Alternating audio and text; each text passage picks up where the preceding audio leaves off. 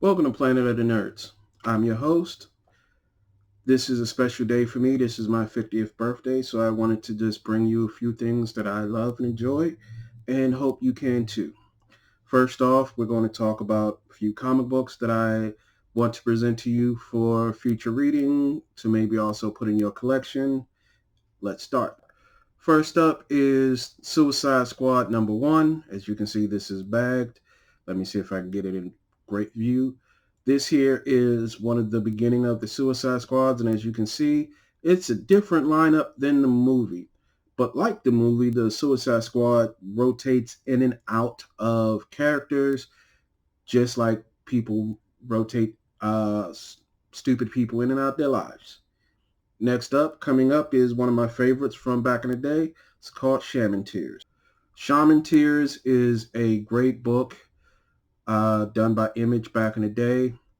It was about a young Indian man that really didn't pay attention to his heritage and come to find out that he was a powerful shaman. This book was very, very powerful. I even have a tattoo of the symbol on my chest. It is a wonderful book for those that have Indian heritage going back and just a great book to read in general. Next up is Huntress, number one, from back in the day. This is her original series after the Elseworld book that created the Huntress character, which would have been the daughter of Bruce Wayne and Catwoman.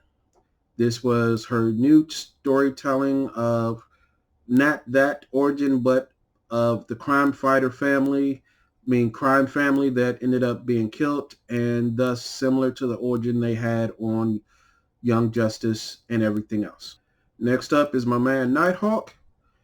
Nighthawk can go back to the early Defenders, and he's one of the great but underrated characters from DC Marvel Comics.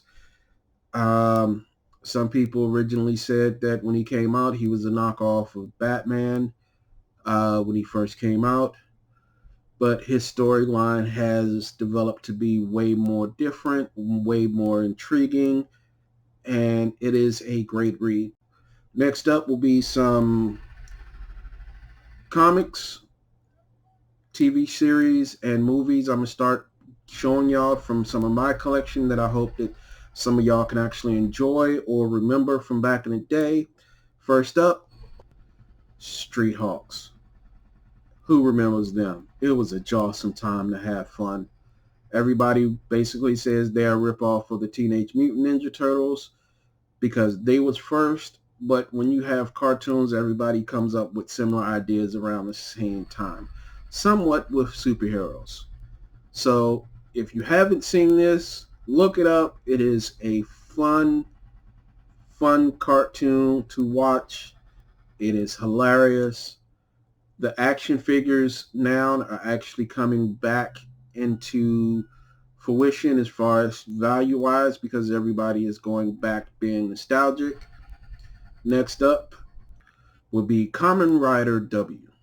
I've been a Kamen Rider fan since the early 70s as a kid when they used to come on doing Johnny Sokko's Super Hour that had Kamen Rider, original Super Sentai, all of that. So, but Kamen Rider W is about two different people that come together to form one mighty warrior to fight off evil. This series is one of the best series of the Kamen Rider franchise that has been done of late, and it is worth a pickup. It is worth a look. Take the time to hunt it down, find it, and watch it and enjoy.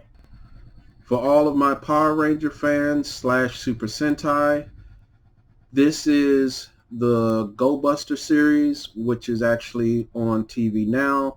This is the original storyline where some of their story comes from. This will be a good thing to watch. This was actually originally never scheduled to come over to the U.S. as long as Saban was in charge because they felt Super Sentai made fun of them with the words changing from Henshin to It's Morphin Time, which is a fact. He took seriously, big offense of them using that. And as long as he had the franchise, this would have never came over to the States. But you can actually pick Go Busters up online, watch the original series, and enjoy. Being an anime fan, a comic book fan, a cartoon fan all of my life, never let people tell you that it's stupid. Never let someone mess up your dreams. Never let someone mess up the stuff that brings you joy. Always find that spot, your own safe space to go to. If it's collecting Funko Pops, collecting large action figures like you see behind me, reading comics, or watching anime or Super Sentai. Always keep those things that you love close to your heart and never let no one take it from you.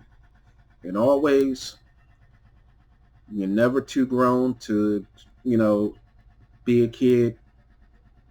And I lived the life of Toys R Us. I'm never growing up because I will always be a Toys R Us kid.